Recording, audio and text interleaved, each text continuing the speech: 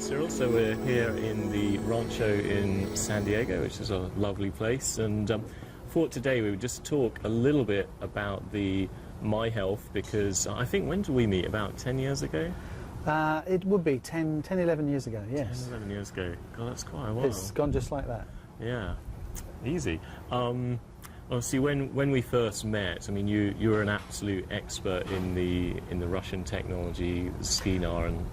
Well, my background was engineering, electronics, and I'd been involved in pain management, working with biofeedback. So yeah, so I got involved with SCENAR and other things, and basically was applying that in clinic. So yeah, I had a lot of experience in, shall we say, electrotherapy.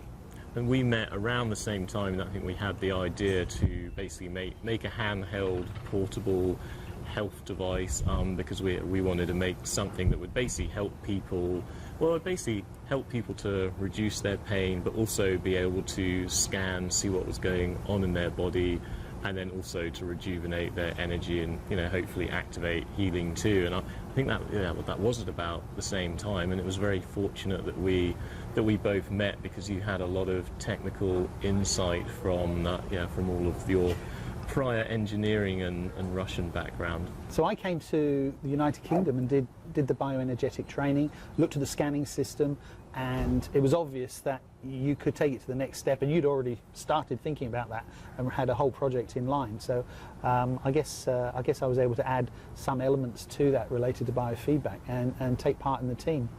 It's been an amazing journey, seeing all those things develop and seeing how the components from many different directions has come together to provide that right now today. The public can get hold of those and use them. Yeah, well, maybe we should just start back with the basics. I mean, electrotherapy, it's actually, some forms of electrotherapy have been around for, I think, 120 years, and it's pretty interesting. I went to New Zealand back 2 years ago, and I was in this museum in Rotorua, of all places, and they had all these pictures of people being electrocuted in baths and without baths and electricity, and I hadn't quite appreciated how long electrotherapy has been going on, which is, I mean, some very rudimentary fundamentals of what we're doing today in a much more advanced I know manner. the buildings you're in the asylum, I believe, and yeah, which is fairly appropriate, although maybe it should have been you there. Well, the asylum there was used, and they did use electrotherapy and convulsive therapy, and many, shall we say, unpleasant processes with electrotherapy have been applied over the years. But the modern electrotherapy, where you're using low-level energies to specifically target and support the body's repair processes, that's the evolution that's occurred. And I mean, TENS was available in the early 1900s, and all the way through until the 30s. It was a very active therapy, and people exploring and creating new breakthroughs in that area. It was only when pharmacy took over the main applications, it was almost left behind, thinking at that point in history that the pill, the chemistry, would be the answer to everything. Now we're 100 years on, and we realise that it wasn't the whole story, and now people have gone back and looked at the starting points and evolved it. You know, 100 years ago we didn't have oscilloscopes, we weren't able to see the electrical, biological processes of the body, and now we do. We've got a much better understanding. We've gone beyond what we might call jam jar science, where people think it's about chemistry and physical events alone. Effectively, if they couldn't put it in a jam jar... We've sort of gone from biochemistry to electric... Well, we've basically gone from biochemistry to electricity, to then knowing that electric currents produce fields to, you know, to that's it. That's exactly right. The two have been, they have to merge. They are the same technology. I mean, in fact, without the electrical theories, chemistry didn't exist. They had no way of calculating chemistry until they understood electrical charge and things of this nature. So they are always together, and now we need to broaden that so that people understand that. Well, let's just take people, I think, to the kernel of the idea that the Russians were thinking about. And I remember you telling us a long time ago how basically the Russians, it's basically for the space program, because they didn't want to take pharmaceuticals up in space because the chemicals get recycled in the water. So they wanted to make a portable healing device, or a portable medical device that would replace having to take all these pharmaceuticals? Well, they were trying to initiate the body's natural recovery and repair processes. Their particular focus were things like wounds and fire damage, if somebody got burnt in the high oxygen conditions of a spacecraft, etc. So they had interest in deliberately escalating the body's recovery, and they looked at acupuncture and they looked at lots of energy-based things, and they ended up working with biofeedback, triggering the innate body's healing processes. And with the 1980s technology that they were applying, they did a very good job. They took biofeedback and stimulating the body naturally to a really distinct level. It was highly effective for the 80s, and since then we've been able to add more and more to it, and that's how I guess the NES, the MiHealth process accelerated. Yeah, so if we look back, I guess, at the SCENAR era, we've basically got a TENS device that has been combined with biofeedback. So instead of a normal TENS device that's basically just putting in a single signal at a specific frequency, basically with the SCENAR, when you're combining biofeedback, it's basically constantly measuring the response back from the body and then altering its signal. And then when you do that, the body, because you're always altering the signal, the body is basically continually able to sort of trigger off its own, well, in a way, its own healing response, because it never got used to the signal, or something like that. That's right. It's called self-controlled innergo neuroadaptive regulation, which is a big mouthful. But what it meant was the body produced its own signal and energy, and it was different to other areas in the body in a problem area. And as we provide the signal in response to that electrical field, that field itself changes, and we monitor that change and continuously loop it to keep it within an afferent and efferent nerve response. So it's signals that it recognizes, they're innate to the body, and it doesn't try and adapt, or should I say, it continues to try and revolve around that signal and continue to highlight change. It never ignores it, and that was a problem with TENS as a base unit. TENS meant that the body would get used to it and ignore it. Typically, after maybe 15 minutes or so, TENS effectively doesn't really work very well when it comes to pain. It's great for a few minutes and then stops working. As soon as you got into biofeedback, it starts adapting the signal, getting the body to respond, and effectively the body believes it's its own information, so it keeps working with it, It triggers the hypothalamus, triggers repair processes, gets the body into a parasympathetic state, which is obviously the start of healing. So biofeedback was a massive move forward, and with the MiHealth we were able to use modern electronics and write our own chips and get it to a level that had never been seen before. Yeah, well, there was quite a number of sort of, unique things that we were thinking about when we were developing the MiHealth. One is the concept of information. So, I mean, in traditional SCENAR, you just have a signal, but basically with the MiHealth, we were putting sets of information in onto that signal, i.e. on the carrier wave. The other thing that we were pretty keen on looking at actually was just trying to make it a little bit simpler, so combining it with a scan, because I guess in the traditional use of SCENAR, it's great, but you have to find all these sticky points which can take some time. So by using the scan, you can basically see which areas of the body you should focus on first, and then great, then you can find the sticky areas within those regions, but you're basically saving yourself a bunch of time. The guesswork is taken completely out of it. That's really what you're referring to, isn't it? Prior to that, people were using SCENARs in a way that were a guess. Let's guess here and let's treat here. Let's take a whole load of numbers as if you're a lab tech and trying to write everything down. It's not very friendly from a practitioner point of view, and you're still guessing at every point. Where with the scan, we're able to see exactly what's corrupted from information patterns, and then we're able to use those and re-imprint, as well as using the SCENAR style evolving signal. And to be honest, it's an improved signal, and we, instead of using base clock signals, or should I say frequencies, all the work's been put in for global scaling. So it's a unique tool for those two elements being put together.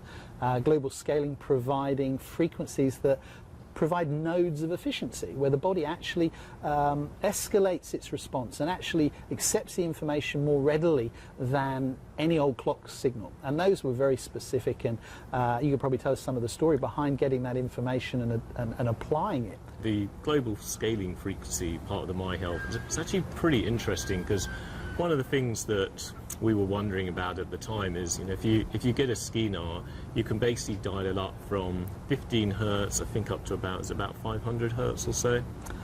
They're in around the 450 range. They're using the basic tens scale, yes. Yeah, and there basically didn't seem to be any sort of logical reason why you would use different frequency sets, apart from if it was chronic you would use lower frequencies, and if it was acute you would use higher frequencies. And something that was bothering me at the time when we first came across SCENAR is there didn't particularly seem to be any specific science over why you would use 15 hertz or 25 hertz or 90 hertz, and you could basically dial it up or dial it down, and no one particularly seemed to know which exact frequency would be better for what, apart from there was just this general principle that chronic conditions were better on lower frequencies and acute conditions were better at higher frequencies. So it was a question I posed to Peter, the late Professor Peter Fraser at the time, and we basically then set upon looking at the body, like we were looking at different organs and different functions of the body,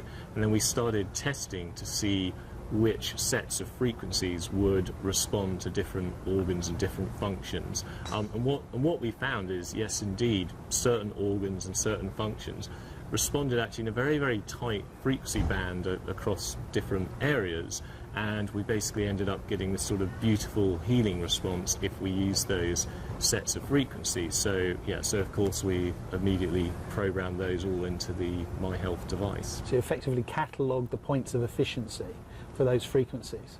Yeah, absolutely. I mean, the body doesn't like any form of energy. Like it really does like it in particular ratios against each other. And well, that's something we also found is actually the frequency sets went up in threes, or they went up in this sort of nice fractal pattern, and there was basically a pattern to these sets of frequencies that were harmonious with different functions of the body. And not only that, I think we mentioned it earlier, but we then basically match those different frequency sets with information sets. So we would put the information in on that signal as well, and that's why we were actually able to sort of make this bridge to this off-body world, because traditional TENS or SCENAR is a completely on-body type device. The electrical signal goes just deep into the tissue. The skin, yeah. But as soon as we added the information aspect, we basically found actually we just tried it out one day. We just took a MiHealth away from the body, and we found it was still delivering the information into the body, and it's pretty simple to understand why. I mean, basically, inside, the MiHealth was basically producing a field, and the information was carried on that field, and of course inside your body you have your body field, and on all of your cells they have chemical receptors, but they also have field receptors. So as soon as you put a MiHealth nearby, the cells in certain organs, those cell receptors are able to pick up that information and respond in turn. And that's just a massive differentiator, or so that really took the MiHealth. Well, it's basically given it a quantum leap above normal electrotherapy, because you're at this point you're basically into this information and field-based type of healthcare. And from a user point of view, the clients love it. They thoroughly enjoy the fact that they can use it on body or off body, whether they're treating an animal or a horse, dogs, cats, or someone who might be very sensitive, like a child or somebody able who isn't willing or wanting a direct contact with an electrical device, they can just treat off body and almost like a Harry Potter wand see magical changes. I remember three years ago you sent me this photo of this bull's bull, which made me chuckle at the time. But yeah, maybe you want to tell us about Well, yes, we were asked to go and have a look at a breeding bull from Michigan, and that bull was $1 million breeding bull. It was enormous, absolutely huge animal, and it had behavior issues, and it was having big trouble in the breeding cycles. It really wasn't capable of producing the type of straws they needed to export and breed overseas. So its innate value was dramatically dropping as a breeding bull. It wasn't fulfilling its function, and we were asked to go along and scan the animal. And one of the first things with the farmers was that this bull was very aggressive. It had already damaged the vet and smashed his face in and his shoulder, etc. And that was a big warning for the farmers and themselves, who were quite agitated and sort of not sure what to do with it. And we came along, and this is something that I seem to get quite a lot of mail about.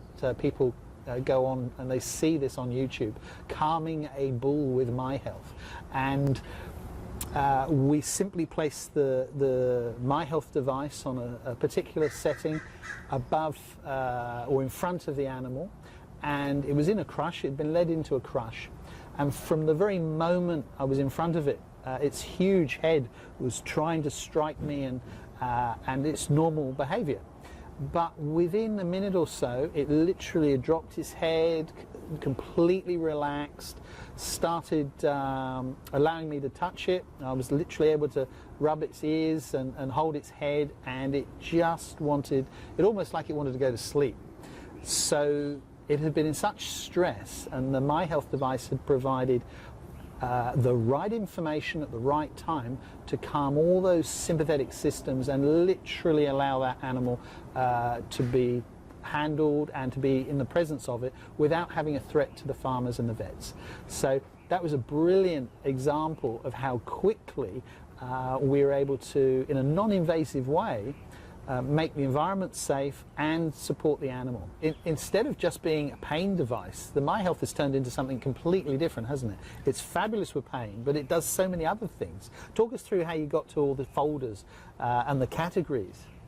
Well, I mean, it basically span off that idea that we could carry information on a signal, and as soon as we took the MiHealth away from the body and it was still actually affecting people, we were like, well, holy shit, that basically means we can deliver information into the body, and we're not restricted to that traditional sort of the frequency response and that old SCENAR world. So yeah, so we basically started creating these different folders. So we have a folder for like physical rejuvenation, we have a folder for protection, so if you have a food allergy, it'll help antidote the food allergy or protect against EMF or aeroplane travel. It's got You've got wellness in there, you've got an energy folder, a mind folder, all addressing different categories of support for the client. The connection between the mind and body is so incredibly strong, and one of the quickest and easiest ways to make people feel better is just to reduce their stress. What happens when you're able to reduce stress? Well, their energy goes up, their body field ends up more correct, cell communication starts working properly, and just people feel it almost instantly better. I mean, if you can get stress down, you just feel good. And well, that mind folder basically has all sorts of different functions, from chill to emotional stress release to mental clarity, and a few other special little things that you can see on the charts in the trading. Yeah, and in reality, calming down isn't just a state of relaxing and feeling good for an afternoon. When we've been trying to support patients who are having trouble with fertility, for example, treating with those types of folders have been able to make both sides of the relationship more suitable for reproduction. Because if you perceive your environment to be stressed as in you're having to worry about whether you're going to get the next contract, or whether your job is stable, or can you pay the mortgage, etc. These things can literally taint whether you can reproduce. If it's not a safe environment, if it's not a good environment, you're not going to bring a family into it. And our functions actually hold back that reproduction. So it's not just a chemistry event. So by using the MiHealth to support those events, people are far more fertile, far more capable of living a happy and successful life. The MiHealth is reaching into areas that we've never even realized it could. It's been quite remarkable using it in clinic. Now, what's also been a bit fascinating is I wasn't quite sure. I was like, is on-body stronger, or is off-body, or is off-body just as good? And in the early days, we basically had all these reports from practitioners saying, well, no, actually off-body seems to be just as effective. So we did a little study. I mean, it wasn't so little. It was actually quite a big study. Yeah, I think it was 351 people. Yes. And with that study, it was over 3 countries. It was over 3 countries. Yeah. And we basically found, and this was with off-body, that I think it was in the first treatment, 89% of people noticed an improvement, and then by the second treatment it was 93%. So that was that was pretty good. Yeah, it was very consistent. People were definitely seeing a stable response in either process, and often it comes down to a client's preference on a particular day, and also they'll often combine. Maybe some of it will be on body, some of it will be off body. The combination seems to work just as well for people, whether they do on or off or both. Perfect. So have you got any closing remarks about the MiHealth that you think people should know? Well, it's a device that people can own themselves. They can treat themselves, their children, their animals, their families. The device now is capable of doing remote scanning, which means they don't even need to travel around the country to find a practitioner. They can literally plug it into the system and actually get a scan back and have a conversation with a practitioner, and use that device to use targeted treatment no matter where they are on the planet. Now that's unique. The MiHealth is opening the way for energy medicine in a way we could have never perceived. And the frontiers are with the practitioners. They're using it, they're making changes for their clients. It's going to be a remarkable next few decades. Well, thank you, Cyril. And if you're watching this, please come to a masterclass with Cyril, because he's just an absolute genius and an expert at the MiHealth device and how to get really amazing clinical results. So, Well, thanks, Cyril. Thank you, Harry. See you Cheers. soon.